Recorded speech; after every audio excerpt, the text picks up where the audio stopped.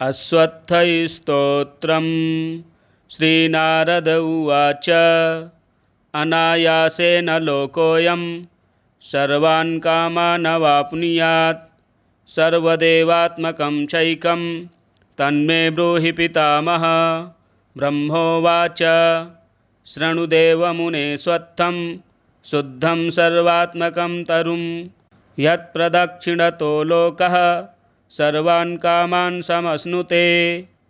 अश्वत्थाद्दक्षिणे रुद्रः पश्चिमे विष्णुरास्थितः ब्रह्मा चोत्तरदेशस्थः पूर्वे त्विन्द्रादिदेवताः।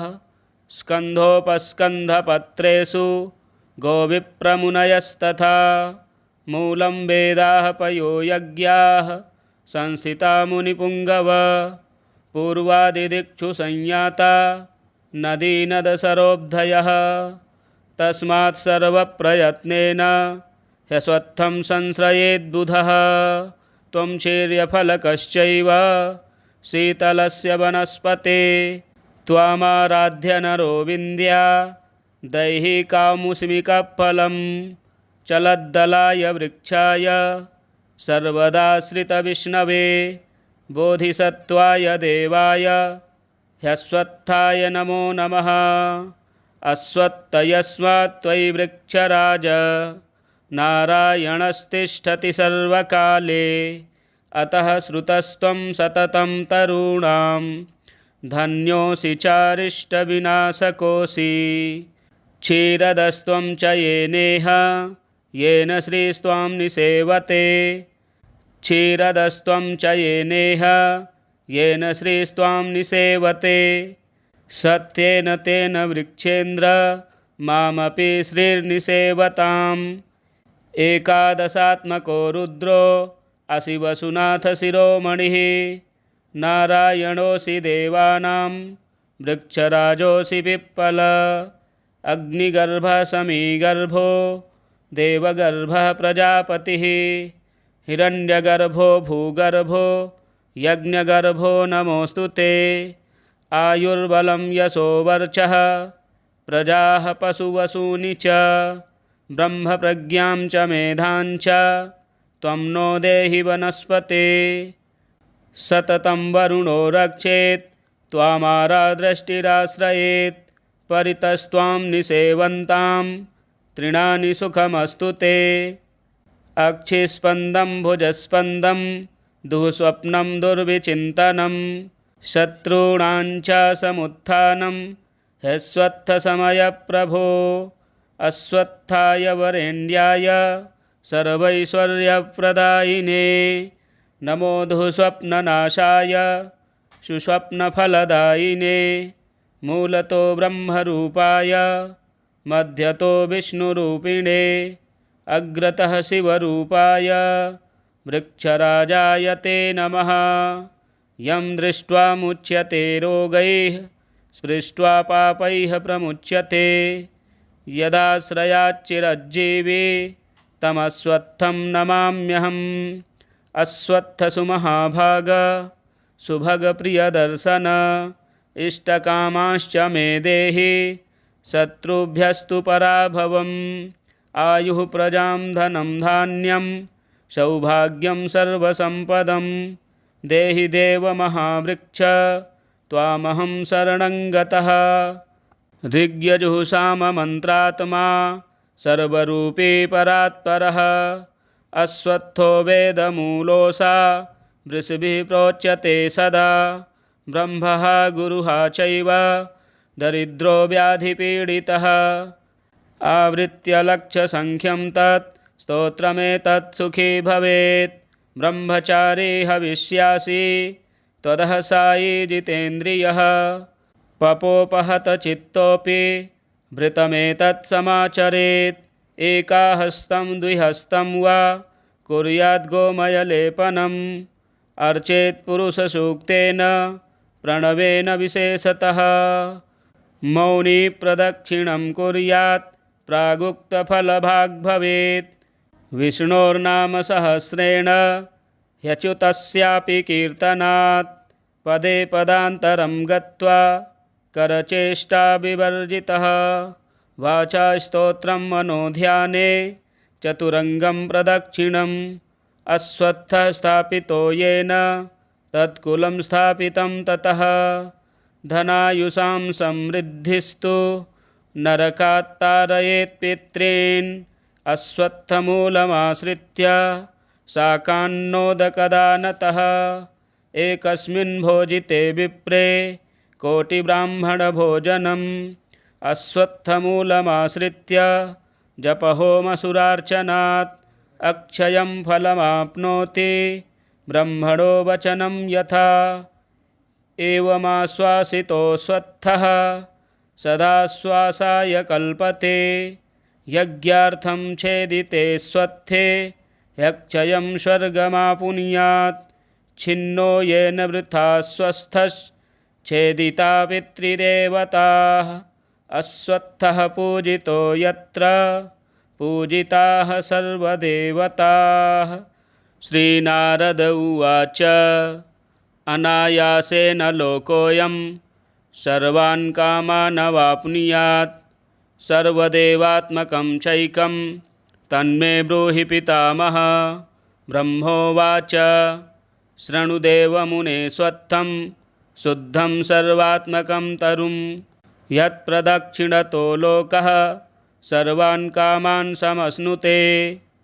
अश्वत्थाद्दक्षिणे रुद्रः पश्चिमे विष्णुरास्थितः ब्रह्मा चोत्तरदेशस्थः पूर्वे त्विन्द्रादिदेवताः स्कन्धोपस्कन्धपत्रेषु गोविप्रमुनयस्तथा मूलं वेदाः पयो यज्ञाः संस्थिता मुनिपुङ्गव पूर्वादिदिक्षु संयाता नदी नदसरोऽब्धयः तस्मात् सर्वप्रयत्नेन ह्यश्वत्थं संश्रयेद्बुधः त्वं शीर्यफलकश्चैव शीतलस्य वनस्पते त्वामाराध्य नरो विन्द्या दैहिकामुष्मिकफलं चलद्दलाय वृक्षाय सर्वदाश्रितविष्णवे बोधिसत्त्वाय देवाय ह्यश्वत्थाय नमो नमः।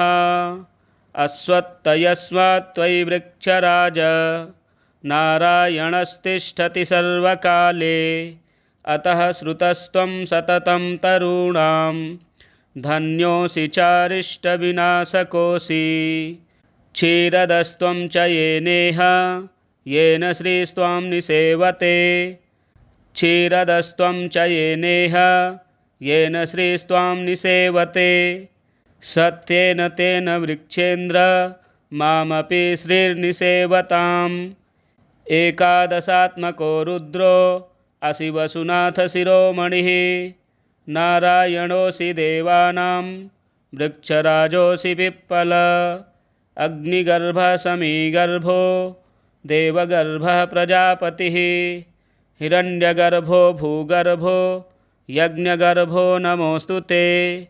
आयुर्बलं यशो वर्चः प्रजाः पशुवसूनि च ब्रह्मप्रज्ञां च मेधां च त्वं नो देहि वनस्पते।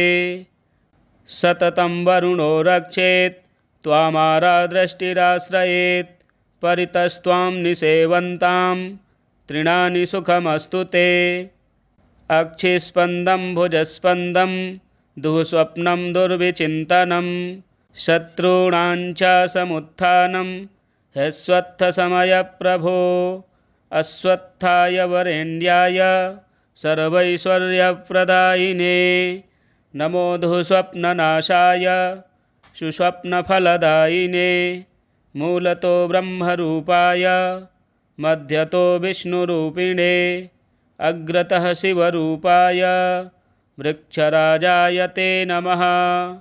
यं दृष्ट्वा मुच्यते रोगैः स्पृष्ट्वा पापैः प्रमुच्यते यदाश्रयाच्चिरज्जीवी तमश्वत्थं नमाम्यहम्। अश्वत्थसुमहाभाग सुभगप्रियदर्शन इष्टकामाश्च मे देहि शत्रुभ्यस्तु पराभवम्।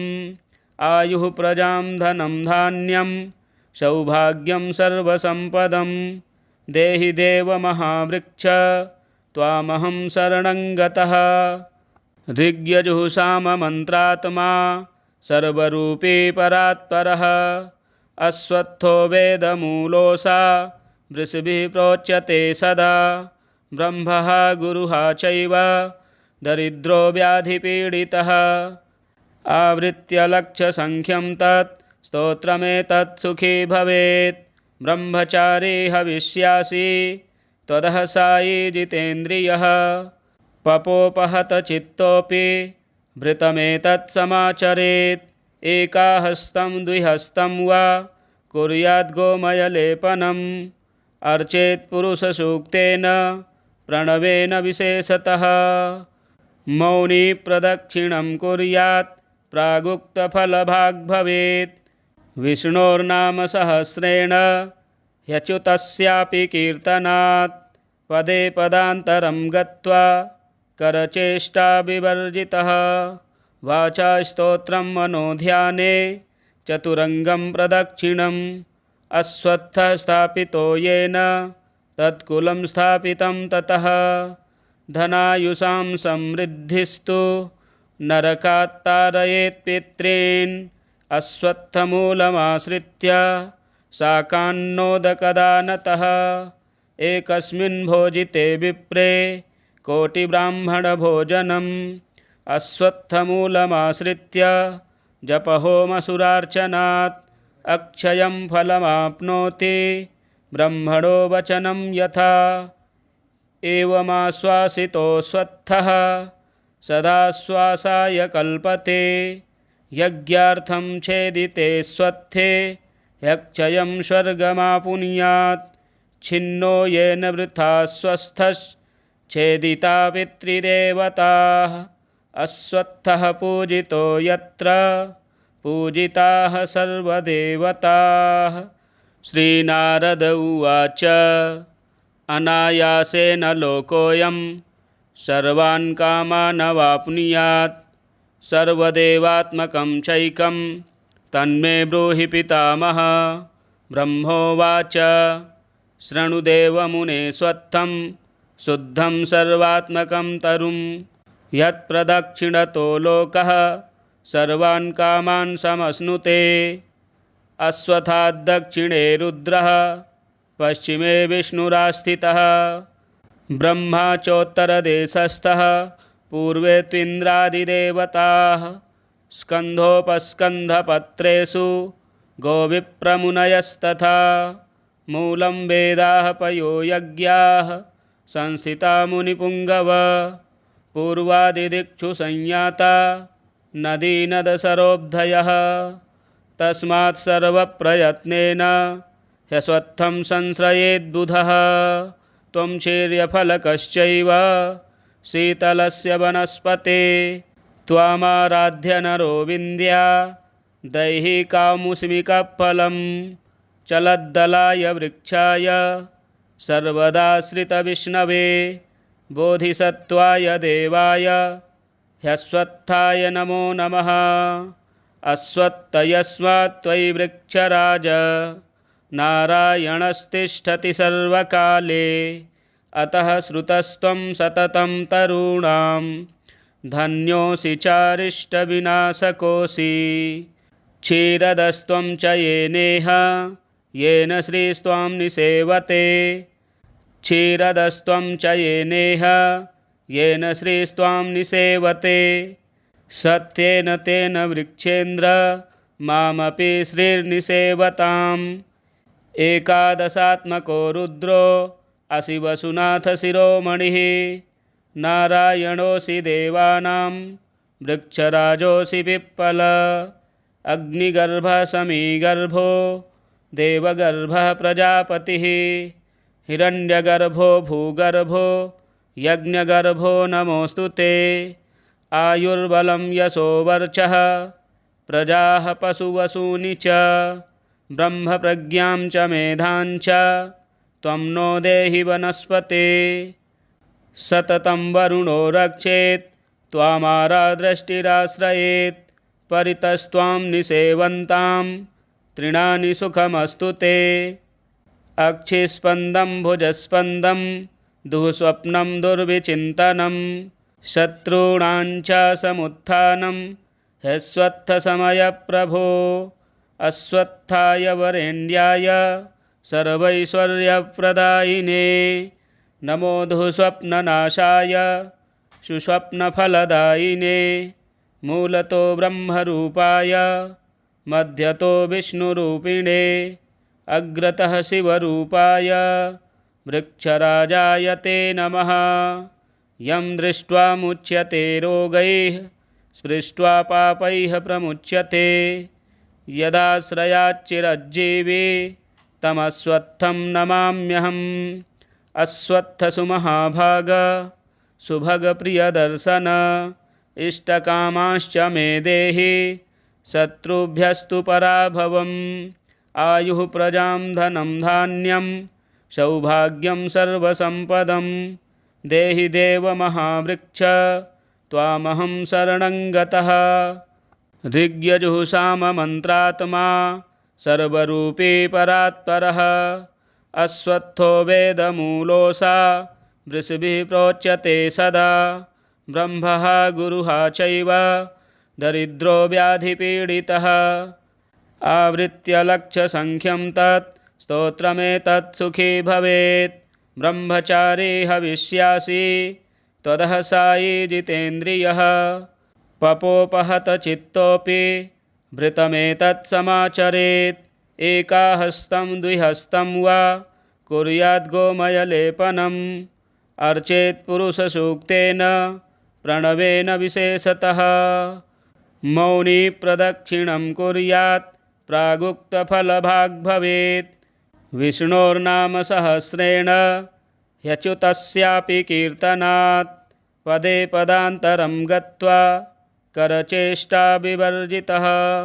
वाचा स्तोत्रं मनोध्याने चतुरङ्गं प्रदक्षिणम् अश्वत्थः स्थापितो येन तत्कुलं स्थापितं ततः। धनायुषां समृद्धिस्तु नरकात्तारयेत् पितॄन् अश्वत्थमूलमाश्रित्य शाकान्नोदकदानतः। एकस्मिन् भोजिते विप्रे कोटिब्राह्मणभोजनम् अश्वत्थमूलमाश्रित्य जपहोमसुरार्चनात् अक्षयं फलमाप्नोति ब्रह्मणो वचनं यथा। एवमाश्वासितोऽश्वत्थः सदाश्वासाय कल्पते। यज्ञार्थं छेदिते स्वत्थे ह्यक्षयं स्वर्गमापुनुयात्। छिन्नो येन वृथा स्वस्थश्छेदिता पितृदेवताः अश्वत्थः पूजितो यत्र पूजिताः सर्वदेवताः। श्रीनारद उवाच अनायासेन लोकोऽयं सर्वान् कामान् अवाप्नुयात्। सर्वदेवात्मकं चैकं तन्मे ब्रूहि पितामह। ब्रह्मोवाच शृणुदेवमुने स्वत्थं शुद्धं सर्वात्मकं तरुं यत्प्रदक्षिणतो लोकः सर्वान् कामान् समश्नुते। अश्वत्थाद्दक्षिणे रुद्रः पश्चिमे विष्णुरास्थितः। ब्रह्मा चोत्तरदेशस्थः पूर्वे त्विन्द्रादिदेवताः। स्कन्धोपस्कन्धपत्रेषु गोविप्रमुनयस्तथा। मूलं वेदाः पयो यज्ञाः संस्थिता मुनिपुङ्गव। पूर्वादिदिक्षु संयाता नदी नदसरोऽब्धयः। तस्मात् सर्वप्रयत्नेन ह्यश्वत्थं संश्रयेद्बुधः। त्वं शीर्यफलकश्चैव शीतलस्य वनस्पते त्वामाराध्य नरो विन्द्या दैहिकामुष्मिकफलं। चलद्दलाय वृक्षाय सर्वदाश्रितविष्णवे बोधिसत्त्वाय देवाय ह्यश्वत्थाय नमो नमः। अश्वत्थयस्मात् त्वयि वृक्षराज नारायणस्तिष्ठति सर्वकाले। अतः श्रुतस्त्वं सततं तरूणां धन्योऽसि चारिष्टविनाशकोऽसि। क्षीरदस्त्वं च येनेह येन श्रीस्त्वां निसेवते। क्षीरदस्त्वं च येनेह येन श्रीस्त्वां निसेवते। सत्येन तेन वृक्षेन्द्र मामपि श्रीर्निसेवताम्। एकादशात्मको रुद्रो असि वसुनाथशिरोमणिः। नारायणोऽसि देवानां वृक्षराजोऽसि पिप्पल। अग्निगर्भः समीगर्भो देवगर्भः प्रजापतिः। हिरण्यगर्भो भूगर्भो यज्ञगर्भो नमोऽस्तु ते। आयुर्बलं यशो वर्चः प्रजाः पशुवसूनि च। ब्रह्मप्रज्ञां च मेधां च त्वं नो देहि वनस्पते। सततं वरुणो रक्षेत् त्वामारादृष्टिराश्रयेत्। परितस्त्वां निसेवन्तां तृणानि सुखमस्तु ते। अक्षिस्पन्दं भुजस्पन्दं दुःस्वप्नं दुर्विचिन्तनं। शत्रूणां च समुत्थानं ह्यश्वत्थसमयप्रभो। अश्वत्थाय वरेण्याय सर्वैश्वर्यप्रदायिने। नमो दुःस्वप्ननाशाय सुस्वप्नफलदायिने। मूलतो ब्रह्मरूपाय मध्यतो विष्णुरूपिणे। अग्रतः शिवरूपाय वृक्षराजाय ते नमः। यं दृष्ट्वा मुच्यते रोगैः स्पृष्ट्वा पापैः प्रमुच्यते। यदाश्रयाच्चिरज्जीवी तमश्वत्थं नमाम्यहम्। अश्वत्थसुमहाभाग सुभगप्रियदर्शन। इष्टकामांश्च मे देहि शत्रुभ्यस्तु पराभवम्। आयुः प्रजां धनं धान्यं सौभाग्यं सर्वसम्पदं। देहि देव महावृक्ष त्वामहं शरणं गतः। ऋग्यजुःसाममन्त्रात्मा सर्वरूपी परात्परः। अश्वत्थो वेदमूलोऽसा वृषभिः प्रोच्यते सदा। ब्रह्मः गुरुः चैव दरिद्रो व्याधिपीडितः। आवृत्य लक्षसङ्ख्यं तत् स्तोत्रमेतत् सुखी भवेत्। ब्रह्मचारी हविष्यासि त्वदः सायी जितेन्द्रियः। पपोपहत चित्तोऽपि भृतमेतत् समाचरेत्। एकाहस्तं द्विहस्तं वा कुर्याद् गोमयलेपनम्। अर्चेत् पुरुषसूक्तेन प्रणवेन विशेषतः। मौनी प्रदक्षिणं कुर्यात् प्रागुक्तफलभाग् भवेत्। विष्णोर्नामसहस्रेण ह्यच्युतस्यापि कीर्तनात्। पदे पदान्तरं गत्वा करचेष्टा विवर्जितः। वाचा स्तोत्रं मनोध्याने चतुरङ्गं प्रदक्षिणम्। अश्वत्थः स्थापितो येन तत्कुलं स्थापितं ततः। धनायुषां समृद्धिस्तु नरकात् तारयेत् पितॄन्। अश्वत्थमूलमाश्रित्य शाकान्नोदकदानतः। एकस्मिन् भोजिते विप्रे कोटिब्राह्मणभोजनम्। अश्वत्थमूलमाश्रित्य जपहोमसुरार्चनात् अक्षयं फलमाप्नोति ब्रह्मणो वचनं यथा। एवमाश्वासितोऽश्वत्थः सदाश्वासाय कल्पते। यज्ञार्थं छेदिते स्वत्थे ह्यक्षयं स्वर्गमापुनुयात्। छिन्नो येन वृथा स्वस्थश्छेदिता पितृदेवताः। अश्वत्थः पूजितो यत्र पूजिताः सर्वदेवताः। श्रीनारद उवाच अनायासेन लोकोऽयं सर्वान् कामानवाप्नुयात्। सर्वदेवात्मकं चैकं तन्मे ब्रूहि पितामह। ब्रह्मोवाच शृणुदेवमुने स्वत्थं शुद्धं सर्वात्मकं तरुं। यत्प्रदक्षिणतो लोकः सर्वान् कामान् समश्नुते। अश्वत्थाद्दक्षिणे रुद्रः पश्चिमे विष्णुरास्थितः। ब्रह्मा चोत्तरदेशस्थः पूर्वे त्विन्द्रादिदेवताः। स्कन्धोपस्कन्धपत्रेषु गोविप्रमुनयस्तथा मूलं वेदाः पयो यज्ञाः संस्थिता मुनिपुङ्गव पूर्वादिदिक्षु संयाता नदीनदसरोऽब्धयः तस्मात् सर्वप्रयत्नेन ह्यश्वत्थं संश्रयेद्बुधः त्वं शीर्यफलकश्चैव शीतलस्य वनस्पते त्वामाराध्य नरो विन्द्या दैहिकामुष्मिकफलं चलद्दलाय वृक्षाय सर्वदाश्रितविष्णवे बोधिसत्त्वाय देवाय ह्यश्वत्थाय नमो नमः। अश्वत्थयस्मात् त्वयि वृक्षराज नारायणस्तिष्ठति सर्वकाले अतः श्रुतस्त्वं सततं तरूणां धन्योऽसि चारिष्टविनाशकोऽसि। क्षीरदस्त्वं च येनेह येन श्रीस्त्वां निसेवते क्षीरदस्त्वं च येनेह येन श्रीस्त्वां निसेवते सत्येन तेन वृक्षेन्द्र मामपि श्रीर्निसेवताम्। एकादशात्मको रुद्रो असि वसुनाथ शिरोमणिः नारायणोऽसि देवानां वृक्षराजोऽसि पिप्पल अग्निगर्भः समीगर्भो देवगर्भः प्रजापतिः हिरण्यगर्भो भूगर्भो यज्ञगर्भो नमोऽस्तु ते।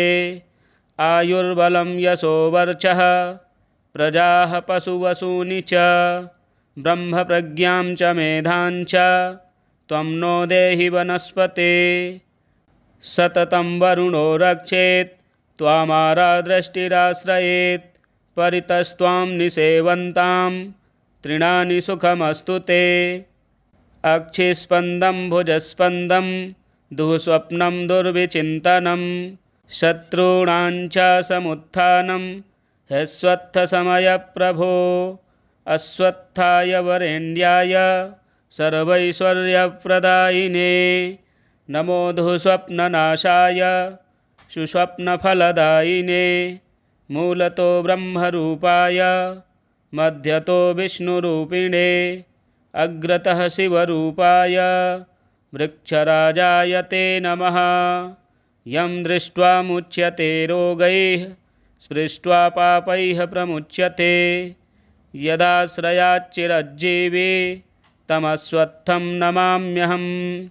अश्वत्थसुमहाभाग सुभगप्रियदर्शन इष्टकामाश्च मे देहि शत्रुभ्यस्तु पराभवम्। आयुः प्रजां धनं धान्यं सौभाग्यं सर्वसम्पदं देहि देव महावृक्ष त्वामहं शरणं गतः। ऋग्यजुःसाममन्त्रात्मा सर्वरूपी परात्परः अश्वत्थो वेदमूलोऽसा वृषभिः प्रोच्यते सदा। ब्रह्मः गुरुः चैव दरिद्रो व्याधिपीडितः आवृत्य लक्षसङ्ख्यं तत् स्तोत्रमेतत् सुखी भवेत्। ब्रह्मचारी हविष्यासि त्वदः सायी जितेन्द्रियः पपोपहत चित्तोऽपि भृतमेतत् समाचरेत्। एकाहस्तं द्विहस्तं वा कुर्याद् गोमयलेपनम् अर्चेत् पुरुषसूक्तेन प्रणवेन विशेषतः। मौनी प्रदक्षिणं कुर्यात् प्रागुक्तफलभाग् भवेत्। विष्णोर्नाम सहस्रेण ह्यच्युतस्यापि कीर्तनात् पदे पदान्तरं गत्वा करचेष्टा विवर्जितः। वाचा स्तोत्रं मनोध्याने चतुरङ्गं प्रदक्षिणम् अश्वत्थः स्थापितो येन तत्कुलं स्थापितं ततः। धनायुषां समृद्धिस्तु नरकात्तारयेत् पितॄन् अश्वत्थमूलमाश्रित्य शाकान्नोदकदानतः। एकस्मिन् भोजिते विप्रे कोटिब्राह्मणभोजनम् अश्वत्थमूलमाश्रित्य जपहोमसुरार्चनात् अक्षयं फलमाप्नोति ब्रह्मणो वचनं यथा। एवमाश्वासितोऽश्वत्थः सदाश्वासाय कल्पते यज्ञार्थं छेदिते स्वत्थे यक्षयं स्वर्गमापुनुयात् छिन्नो येन वृथा स्वस्थश्छेदिता पितृदेवताः अश्वत्थः पूजितो यत्र पूजिताः सर्वदेवताः। श्रीनारद उवाच अनायासेन लोकोऽयं सर्वान् कामानवाप्नुयात् सर्वदेवात्मकं चैकं तन्मे ब्रूहि पितामह। ब्रह्मोवाच शृणुदेवमुने स्वत्थं शुद्धं सर्वात्मकं तरुं यत्प्रदक्षिणतो लोकः सर्वान् कामान् समश्नुते।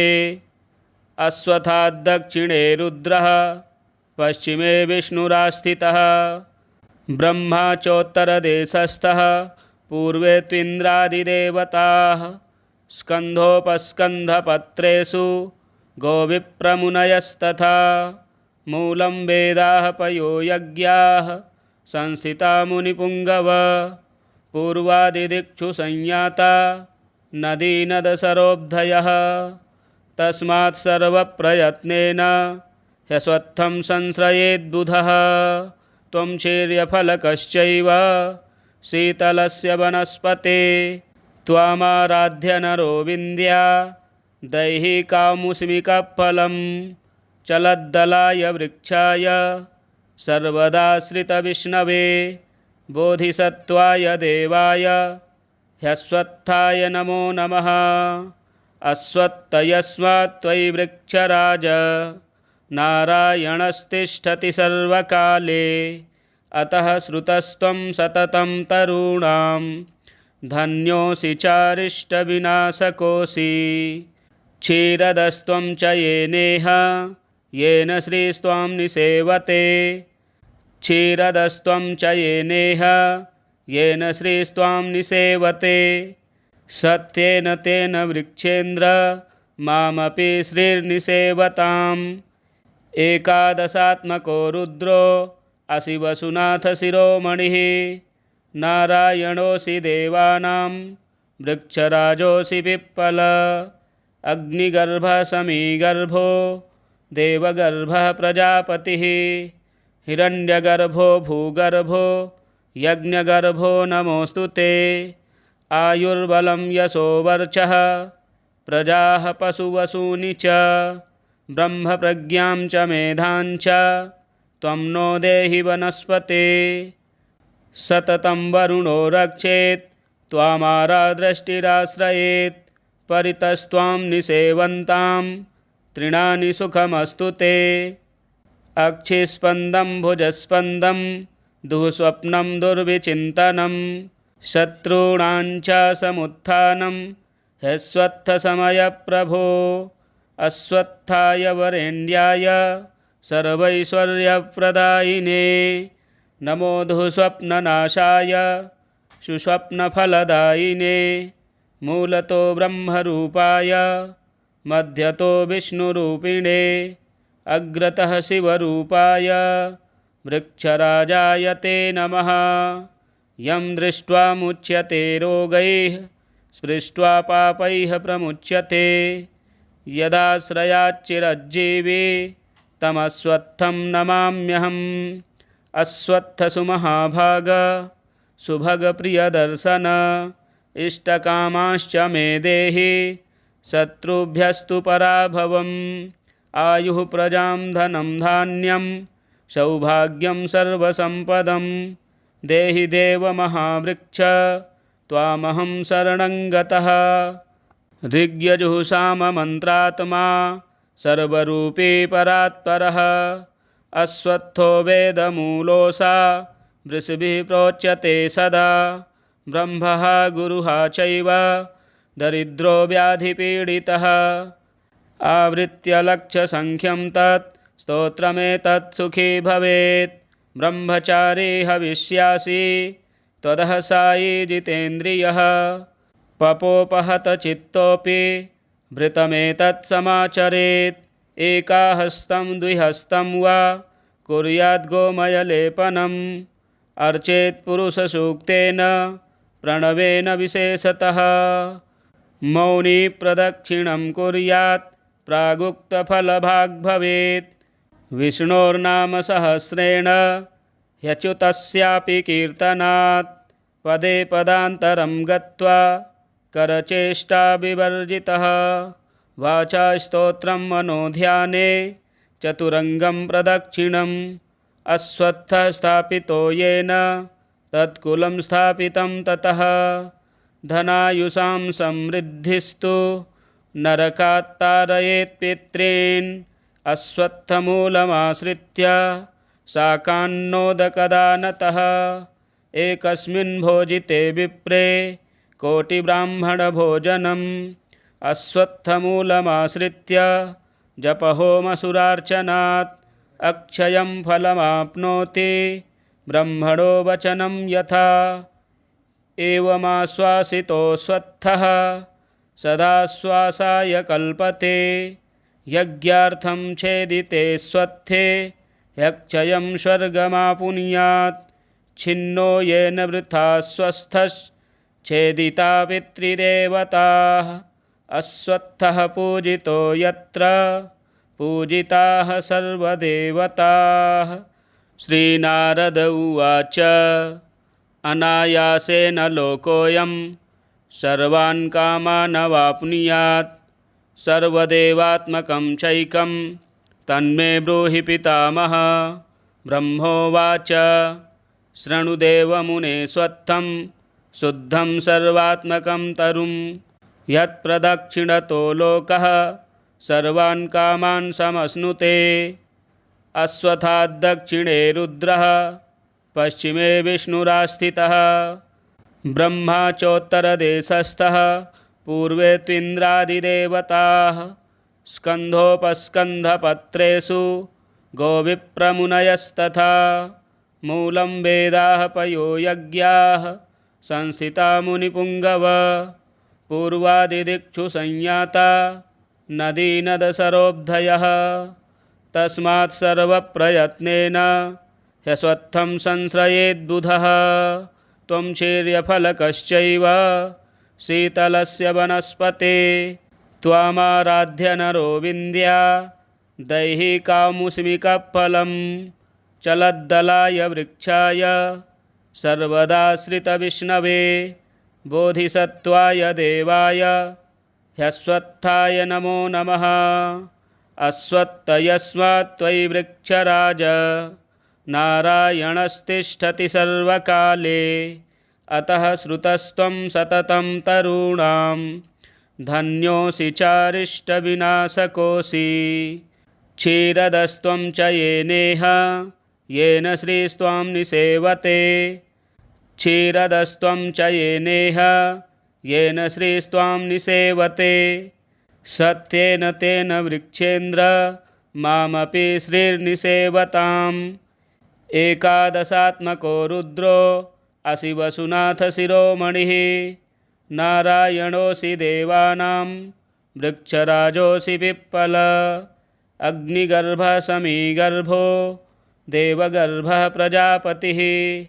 हिरण्यगर्भो भूगर्भो यज्ञगर्भो नमोऽस्तु ते।